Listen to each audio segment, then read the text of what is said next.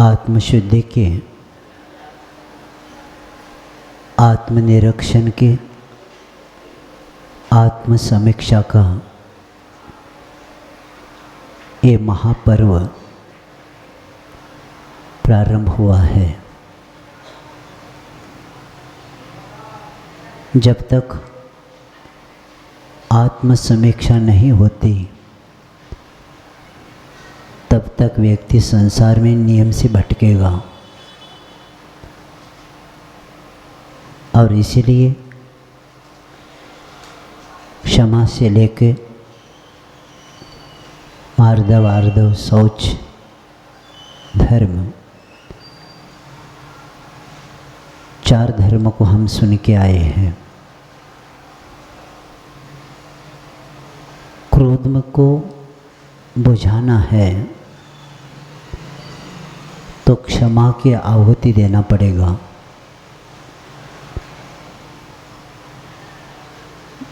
मान को समाप्त करना है तो विनय को अपनाना पड़ेगा। और माया को समाप्त करने के लिए प्रत्येक जीव से मैत्री भाव रखना पड़ेगा। और लोभ को समाप्त करने के लिए संतोष वृत्ति प्राप्त करना पड़ेगा। जिसको अपने कर्म सिद्धांत पर विश्वास नहीं होता वही व्यक्ति संग्रह करता है, और संग्रह करके वो ये नहीं जानता मैं जो संग्रह कर रहा हूँ ये अपने कर्म सिद्धांत पर विश्वास नहीं होने के कारण कर रहा हूँ। और इसीलिए लोभ, परिग्रह लोभ के बिना बढ़ता नहीं, और लोभ पाप का बाप माना जाता है। ये 4 कषाय के साथ पहले 4 धर्म होने के बाद आज सत्य धर्म की ओर हम आए हैं। परमात्मा का स्वरूप सत्य की महिमा के वर्णातीत है। जिस तरह परमात्मा का वर्णन हम पूर्ण नहीं कर सकते उसी तरह सत्य का भी वर्णन हम पूर्ण नहीं कर सकते, क्योंकि इसकी महिमा का शब्दों में वर्णन करना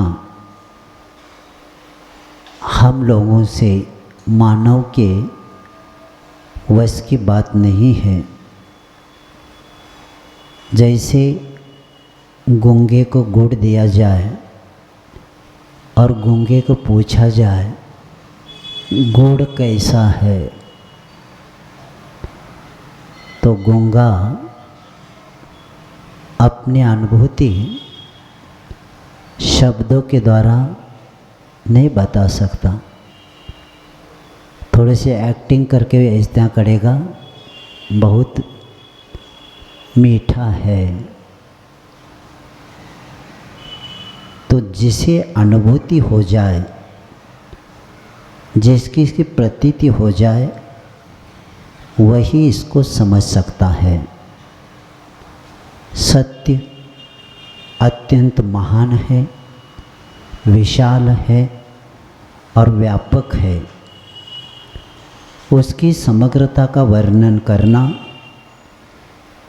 हमारे पास कभी भी संभव नहीं हो सकता। और जो व्यक्ति व्यक्त किया जा सकता है या किया गया है वे पूर्ण सत्य भी नहीं होता। हम कितना भी सत्य के ऊपर बोलते जाए पूर्ण सत्य कभी होगा ही नहीं। और इसीलिए वह सिर्फ आंशिक मात्र सत्य हम बोलते रहते हैं क्योंकि वास्तव में सत्य अत्यंत सुंदर सुखद अनुभूति है, क्योंकि ये आत्मगत वस्तु है। इसलिए कहा जाता है कि सत्य, शिव और सुंदर जीवन जीने वाला व्यक्ति ही वास्तव में वह जीता है।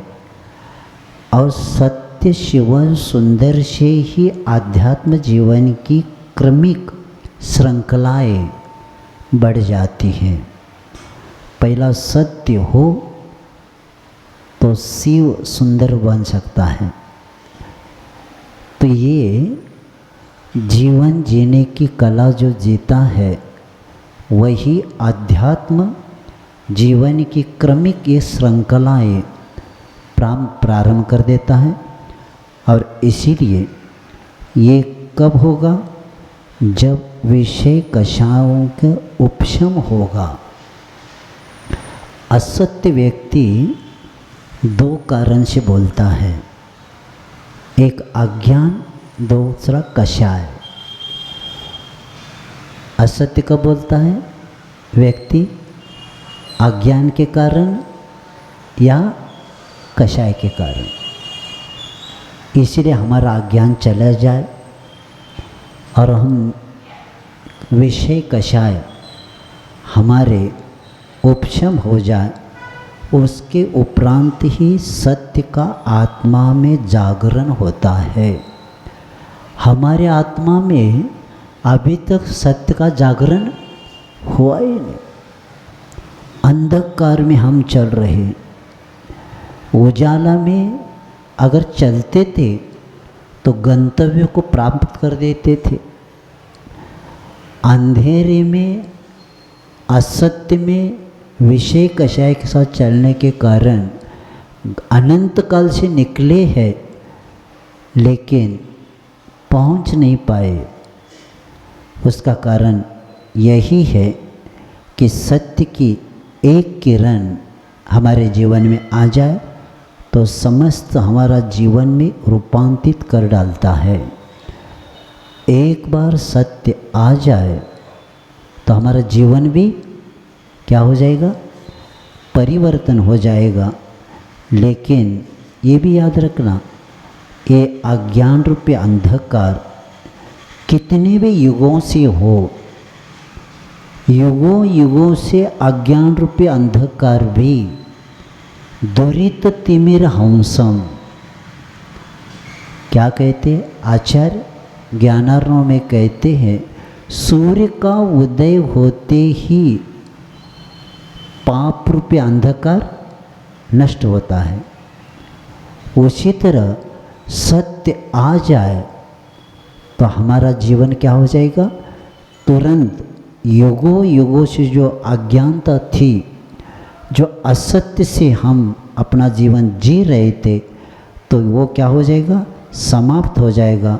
और अनादिकाल से क्लांत, अशांत, संत्रस्त आत्मा को संतृप्त करने का पात्र सत्य के बिना नहीं हो सकता। और सत्य प्राप्त करने के बाधक तत्वों को पहला क्या करना पड़ेगा? दूर करना परम आवश्यक है। सत्य के लिए बाधक कौन कौन से तत्व हैं, इसको जानना पड़ेगा। जैसे दवाई गुणकारी होती है, और जब कब होता है वो दवा गुणकारी कब होती है? कि बीमारी व्यक्ति अपत्य का त्याग करके पत्य का सेवन करेगा तो दवा कार्यकारी होती है। उसी तरह हमें जैसे वो दवाई गुणकारी तब होती है पत्य और अपत्य का ज्ञान हो, तो उसी तरह हमारे जीवन में सत्य की निष्ठा आ जाए और जीवन में धर्म के ओर अस्तित्व हमारा बढ़े, क्योंकि धर्म की जड़ें सत्य पर आधारित है। हम धर्म करना चाहते हैं, हम 16 कर्म भावना बहाना चाहते हैं, हम 10 लक्षण की पूजा करना चाहते, धर्म करना चाहते हैं, तो ये हमारे सत्य की धरती पर ही धर्म का क्या हो जाएगा? तो ये सत्य के धर्म की जड़ें अगर कहाँ आधारित है तो सत्य पर आधारित है और सत्य का पालन होना ज़रूरी है। प्रसंग याद आता है पद्म पुराण का, जैसे लंका को जीत लिया रामचंद्र जी ने।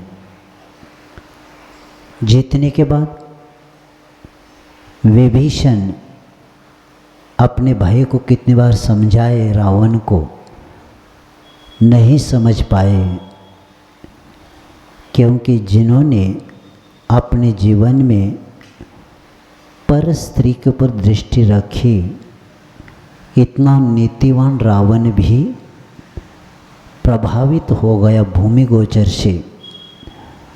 और इसी के पीछे बाद में गलती मालूम भी हो गई सत्य, लेकिन अब मैं सत्य जानने के बाद भी रावण छोड़ने के लिए तैयार नहीं होता। क्यों? क्योंकि मैं अभी सीता को छोड़ूंगा तो लोग क्या कहेंगे। रावण घबरा गया, इसीलिए मरना स्वीकारा। एक इसके पीछे अहंकार, मान, सत्य को जानते हुए भी जीवन में उतारा नहीं उन्होंने, और इसलिए युद्ध हो गया। और युद्ध होने के बाद रावण का मरण हो गया। विभीषण ने भी पहला समझाया था, इसलिए रामचंद्र जी जब लंका का विजय प्राप्त करने के बाद विभीषण को कहते हैं, मेरा काम हो गया, ये आपका राज्य ले लो, हम लौट रहे हैं। तब विभीषण कहते हैं, नहीं नहीं, आपने जीता है, आप ही इसके राजे हैं, मैं कैसे बन सकता हूँ। तो उन्होंने कहा, रामचंद्र जी ने, मुझे जन्मभूमि से अन्य भूमि का क्या महत्व, इस भूमि से स्वर्ग, जन्मभूमि ही मेरे स्वर्ग जैसा है, आपकी सोने की लंका भी मुझे नहीं चाहिए। तब उन्होंने बताया कि पिताजी ने जो वचन दिया था, और मैं 12 साल 14 साल जो वनवास गया था, उसका भी कारण एक है, क्योंकि पिताजी ने शब्द दिया था माँ को, किसको? कैकेयी को। वो शब्द को सत्य करने के लिए मैं वनवास गया था। मैं तो विरोध कर सकता था, लेकिन पिताजी ने क्या किया था कि कैकेयी को वचन दिया था वर मांगने के लिए, और उन्होंने क्या मांगा? राज्य मांगा। और किसको कहा? रामचंद्र जी को वनवास भेजना। मैं झगड़ा करके कुछ भी करके पिताजी की भावना नहीं होती हुई भी माँ के कारण पिताजी ने मुझे कहा, लेकिन मैं पिताजी के वचनों को सत्य करने के लिए कहाँ गया था? वनवास गया था। इसको कहते हैं क्या? सत्य। सिर्फ शब्दों में नहीं होता कि सत्य का पालन होता है, और इसीलिए सत्य आत्मानुभूति की चीज़ है। जब तक हम इसको अनुव्रत रूप में पहला पालन करें, और आगे जाके आगे इसको क्या कर सकते? बढ़ा सकते। इसलिए जैन धर्म में पहला अनुव्रत, बाद में महाव्रत। तो जो 5 अनुव्रत है, 5 अनुव्रत के और 5 महाव्रत के तस्थैर्यार्थ भावना पंच उसको स्थिर करने के लिए भावना भी बताया है, और उसको स्थिर बचने के लिए अतिचार भी बताए हैं 5। तो उसी तरह हमारे जीवन में, क्योंकि जीवन में अंधेरा निकालना है, उजाला करना है, तो आचरण का दीपक प्रज्वलित करना पड़ेगा। जीवन में अंधेरा क्यों है? क्योंकि हमारा दीपक आचरण का बुझा हुआ है। तो जीवन में उजाला तब होगा जब हम आचरण का दीपक करेंगे। मात्र इतना पर्याप्त है।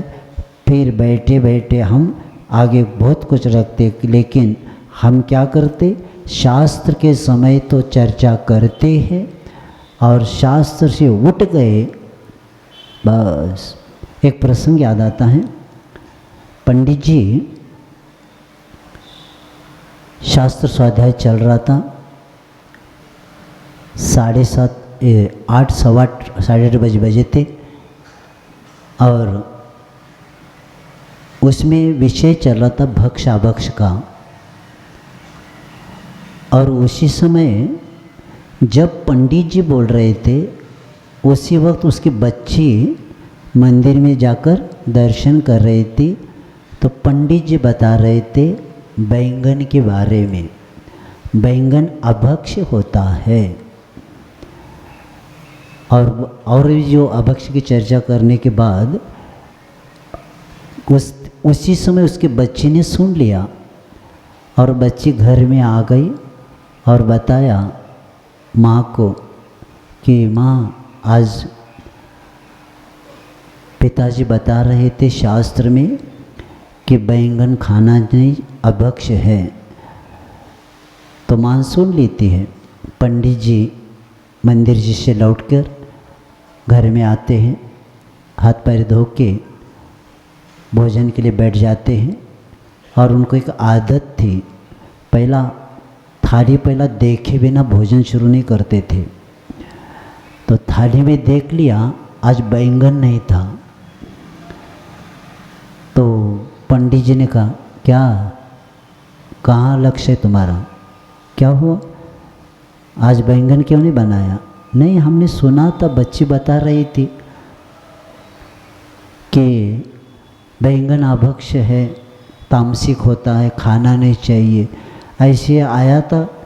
अरे पुराण की बातें पुराण में लाओ पहला, बाद में मेरा भोजन शुरू होगा। वहाँ की बातें यहाँ करेंगे तो मैं क्या उपास? ये हमारा शास्त्र की बात, शास्त्र में पुराण की बात पुराण में होती है, इसीलिए हमारे जीवन में अंधकार भरा हुआ है। जो हम पढ़ते हैं उसको धीरे धीरे क्या करना चाहिए? जीवन में उतारना चाहिए। नहीं तो गिरगिट जैसे, गिरगिट जानते, गिरगिट जैसे कलर बदलना नहीं चाहिए। बहुत अच्छा है। गुरु महाराज जी ने एक तोता क्यों रोता कविता संग्रह है, उसमें आचार्य महाराज ऐसे विद्वानों को जो सामने की जनता को देख के माहौल बना देते, जैसे अभी पर्वों में जाते ना लोग, पंडित लोग प्रवचन कर जाते का पहला देखते इस गांव में किसका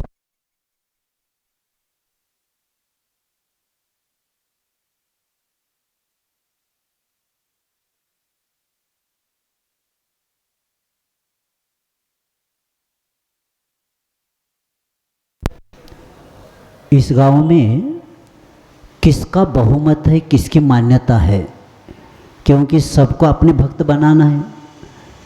तो उस जनता के अनुसार बोलना, इसलिए बोलना कि जनता कहना चाहिए क्या पंडित जी बहुत अच्छा, हम मेरे मन में जो भाव थे वही पंडित जी ने बताया। तो इसी बात को लेके आचार्य महाराज कहते हैं कि जिस वक्ता में, और क्यों बोलता है मालूम है? आचार्य महाराज कहते हैं तोता क्यों रोता में, कि जिस वक्ता में धन कंचन की आस और पाद पूजन की प्यास जीवित है, वह व्यक्ति क्या करता है? वह जनता का जमघट देखकर अवसरवादी बनता है और आगम के भाल पर घूंघट लाता है। आगम के भाल पर घूंघट लाता है और कथन का ढंग बदल देता है, जैसे झट से अपना रंग बदल देता है गिरगिट। गिरगिट क्या करता है, यहाँ अलग रहता है, आगे जाते तो हरा बनता, और कुछ गड़बड़ होता और चेंज करता। तो उसी तरह वक्ता सत्यान्वेषी, सत्य की खोज करने वाला होता है। और जमघट को देख के अपना बात, मुझे सम्मान हो जाए, मेरा सत्कार हो जाए, धन की आस लगने वाला करता होता नहीं। इसीलिए आज हम देखते हैं कि आज परमार्थ के स्थान पर अर्थ का क्या होने लगा, सत्ता जम गई। परमार्थ हो गया साइड में, अब किसका, अर्थ की सत्ता जम गई। और लोगों में राजनीति, अर्थनीति आ गई। कहीं पर भी जाओ, हम लोगों तो बहुत सावधान रहना पड़ता है। नए नए गाँव जाने के बाद सबका परीक्षण करना पड़ता। समाज के प्रमुख कार्यकर्ता को पहले देखना पड़ता, ये पारमार्थिक है क्या आर्थिक वाला है, क्योंकि बहुत अध्ययन करना पड़ता है। और इसीलिए यहाँ की सत्ता किसके साथ है, धर्म नीति के साथ है क्या राजनीति के साथ है। क्योंकि परमार्थ के स्थान पर सत्ता ने जमा लिया राजनीति, और अर्थ नीति आ गई, और धर्म नीति के लिए कोई स्थान है ही नहीं। और इसीलिए असत्य को सत्य करने के लोग कोशिश करते जा रहे हैं। जब आपस में नहीं होता तो कहाँ जाते, अदालत। अदालत शब्द का अर्थ पता है आपको, अदालत न्याय को अब कहेंगे नहीं, अदालत शब्द आचार्य महाराज ने बहुत अच्छा निकाला। अदालत 4 शब्द है, अंदर आओ, दाम दो, लड़ो, और तबाह हो जाओ। अदालत अंदर आओ, क्या करना, दाम दो, लड़ो, और तबाह हो जाओ। बस अदालत न्याय की बात करते हैं, लेकिन अन्याय के साथ भी निर्णय होने की संभावना होती है। बस दाम दे दिया, सत्य को असत्य बनाया। लेकिन याद रखना, यहाँ हम बच सकते हैं, लेकिन कर्म छोड़ेगा नहीं। अब सत्यमेव जयते, कितने थोड़े दिन चलेगा पुण्य है, लेकिन नियम है, क्योंकि किया हुआ पाप नियम से उजाले में आता ही है। उसी तरह किए हुए असत्य कार्य बाद में पश्चाताप हो जाता है। इसीलिए हमें, क्योंकि सत्य में जयति सदा, सत्य यही विजय हुआ। अतः आत्म कल्याण अगर हमें करना है तो हमें कदापि असत्य का पक्ष नहीं लेना चाहिए। असत्य का पक्ष लेना ही दुर्गति के लिए कारण है। किसी के भी निमित्त से जो व्यक्ति असत्य कर रहा है उसका पक्ष हम कभी नहीं लेंगे। अभी पक्ष ले लेंगे लेकिन दुर्गति के लिए कारण बनेगा। और असत्य बोलने वाला तो वो तो दुर्गति को जा रहा है, लेकिन हमने भी क्या किया, असत्य वालों का पीछा यानी उसी की मान्यता पक्ष लिया। इसीलिए सत्य हो, यानी सत्य ही धर्म है और असत्य क्या है, अधर्म है। इसलिए ये भी याद रखना कि अपने को ये भी ज्ञान होना चाहिए, सत्य क्या, सुख करता दुख हरता। कोई सुख का करता है, कोई दुख को हरता है, ये भी हमारा असत्य ही माना जाता है। क्यों माना जाता है? क्योंकि सुख का करता मैं हूँ और दुख का करता भी मैं हूँ। मैं सत्य को साथ चलूँगा तो मैं सुख का कर्ता बन जाऊँगा, और असत्य के साथ रहूँगा तो मैं ही दुख का, क्योंकि मैंने असत्य को अपनाया। तो दुख किसको होगा? जिसने अपनाया है। इसीलिए देख लेना, गुरुकुल का प्रसंग महाभारत का याद आता है कि लिखा गया है बोर्ड के ऊपर, क्या लिखा है? झूठ बोलना पाप है, इतना लिखा। और गुरुकुल में गुरु ने सबको कहा याद करो, सबने याद किया। तुरंत गुरु ने कहा कल याद करके आना। लेकिन कई विद्यार्थी होशियार थे, वो कहते नहीं अभी सुनिए ना सर। गुरु को क्या कहते? शिष्य अभी सुनिए। गुरु कहते नहीं आज नहीं, कल बताना। नहीं नहीं आज हम देंगे। तो सब बच्चे क्या करते? इतना तो याद करना है, क्या? झूठ बोलना पाप है। सबने बोला, धर्मराज का नंबर आया। धर्मराज ने क्या किया? पूछा, बोलो बोलो क्या? याद नहीं मुझे। सामने लिखा है तो भी क्या कहते धर्मराज? मुझे स्मरण में नहीं आ रहा है। तो कहते कल याद करके आना। दूसरे दिन पूछा जाता है, हाँ बताओ कल कौन सा पाठ था? वो कहते याद नहीं, हमें स्मरण नहीं आ रहा है। उस दिन छड़ी मारी जाती। 2-3 दिन तक क्या किया जाता है? उनको मारा जाता है। चौथे दिन जब छड़ी वो खड़े करते, छड़ी हर रोज की तरह गुरु उठाते, क्योंकि आज भी करेगा। तो कहते याद है मुझे। क्या क्या याद है? झूठ बोलना पाप है। तो गुरु पूछते हैं इसके पहले उत्तर क्यों नहीं दिया? क्योंकि मैं पहले जीवन में उतारा, बाद में उत्तर थे।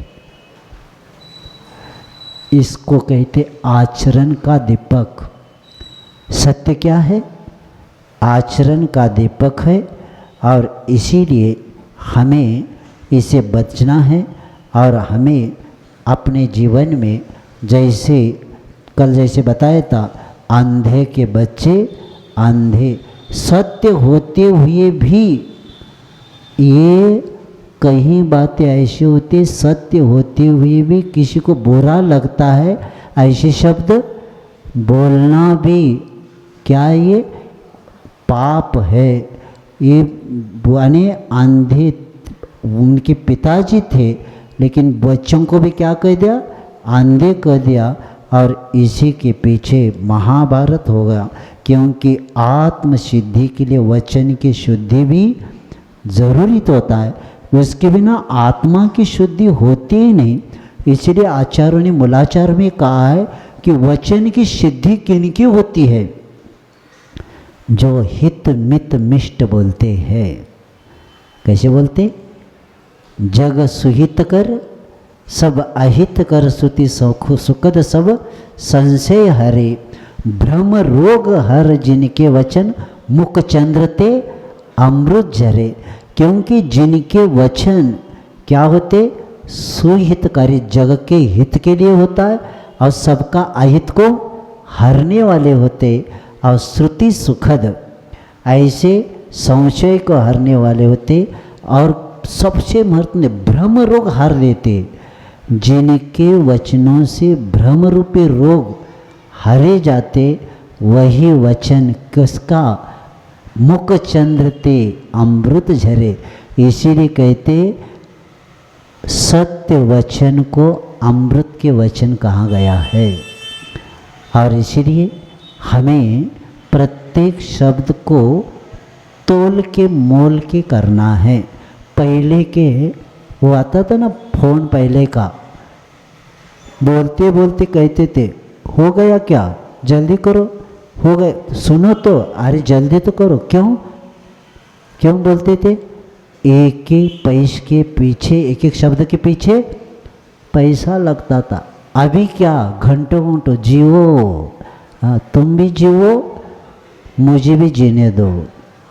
पैसा है ही नहीं उसके, शब्द को पैसा वहाँ है ही नहीं। इसलिए असत्य बोलते जा रहे। वो पूछता है कहाँ है? मैं बाहर हूँ। और कहें कहाँ है? घर में ही बैठा है। क्योंकि अभी बताना पड़ेगा। ये असत्य वचन बोला हमने, लेकिन कर्म का बंद हो गया। इसीलिए पहले के लोग देखो, शिखर जी जाने के बाद भी सूतक नहीं लगता था। क्यों नहीं लगता था? क्योंकि ये झूठ बोलने वाला साथ में रहता नहीं था। ये झूठ बोलने वाला मोबाइल, पहले वो मोबाइल नहीं था, तो शिखर जी जाने के बाद भी लौट कर आने के बाद पता चलता था वो चले गए। और अभी शिखर जी के पहले टोक पर उदक चंदन तंदुल गए वो, अब क्या करना। अब एक लाइन बोला है, अब छोड़ेंगे तो सूतक लगा है, अब क्या रखो, चलो उतरो नीचे। अब आगे नहीं चढ़ा सकते, दूर से दर्शन कर सकते। ये क्यों हो गया? क्योंकि हमने असत्य की चीज़ भी साथ रखा।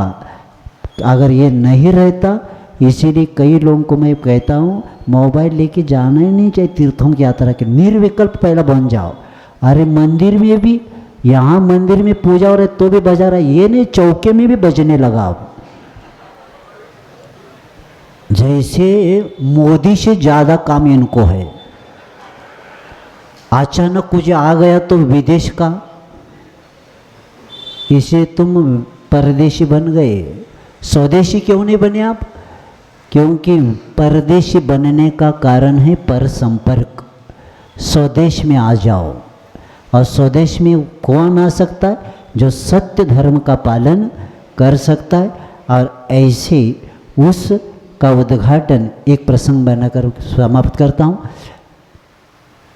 वो वन का नाम भूल रहा हूँ। एक मुनिराज ध्यान करते होने के बाद ध्यान समाप्त हो गया, इतने में सामने से 3-4 हिरन दौड़ती चली गई। मुनिराज सोचने लगे, इतनी जोर से दौड़ के लगे तो पीछे से कोई आया होगा। अब भाव किए और तो खड़े हो गए, क्योंकि दूर से 2-3 व्यक्ति दिख गए।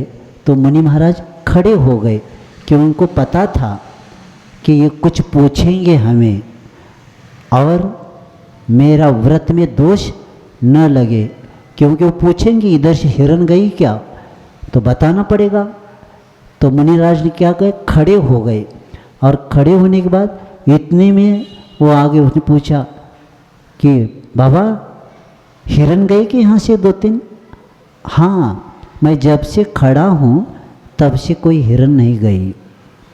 इसका अर्थ क्या हुआ? जब बैठे थे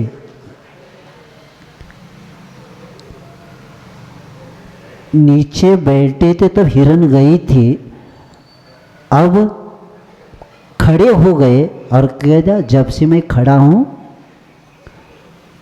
तब से कोई नहीं गया, आप ही आए हैं। तो ये कहा जाता है सत्य महाव्रत। सत्य के बिना सत्य का पथ का ज्ञान नहीं होता।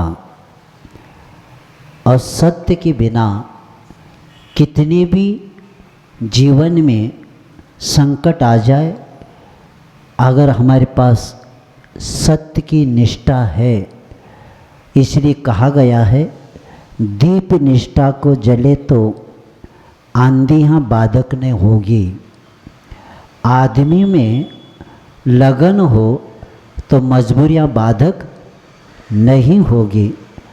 हरते हैं वे जिन्हें विश्वास अपने पर नहीं, वह चले सतपथ पर पथिक तो दूरियां बाधक नहीं होती। तो ऐसे सत्य को अपनाना है। समय आपका हो गया है। इतना ही जानेंगे कि आप ये भी बताना चाहता हूँ, संगति भी सत्य की देवगुरु शास्त्र की बहुत कम मिलती है और चातुर्मास भी बहुत सौभाग्य से मिलता है।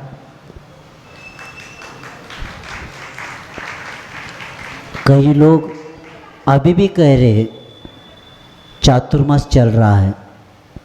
याद रखना कि समय तो निकलता है, लेकिन शब्द आपका वर्षायुग वही रहता है। अमृत वर्षायुग आपका चल रहा है, लेकिन याद रखना कि समय जैसे 365 दिन एक साल में रहते हैं और चातुर्मास के 3 माह 20 दिन रहते हैं। मुझे लगता है आपका 3 माह 20 दिन में से संभावना है सिर्फ 50 दिन रुके हैं आपके। कितने रुके? 50 दिन रह गए। सावधान हो जाओ, सत्य को समझेंगे। आचार्य महाराज जी के सामने एक श्रावक बैठा था, मुझे स्मरण सुबह आया इसलिए मैं रख रहा हूँ। आचार्य जी को कह रहे थे, आचार्य जी आपके 4 महीने में सानिध्य में रहा, वैयावृत्ति करने का मौका मिला, सेवा सब हो गई, आनंद आ गया, लेकिन आचार्य जी मुझे 4 महीने कैसे गए पता नहीं पड़ा। तो आचार्य जी ने कहा अनंत काल कैसे गया मुझे पता नहीं पड़ा। अनंत काल हमारा निकल गया। अने प्रत्येक क्षण का हमने सदुपयोग नहीं किया, इसलिए तो अनंत काल चला गया। इसलिए सावधान हो जाना। आपके सिर्फ 50 दिन हमारे पास संकल्प के हमारे जो है उतने रहे हैं और इसका जीवन में उतारेंगे और सत्य धर्म अपनाएंगे। आज नहीं तो किसी भी भाव में कल्याण करके लेना है तो सत्य मार्ग, ये सम्यक दर्शन, सम्यक ज्ञान, सम्यक चारित्र्य ही सत्य मार्ग है। इस पर चल के शाश्वत सुख प्राप्त करेंगे। अहिंसा परम धर्म की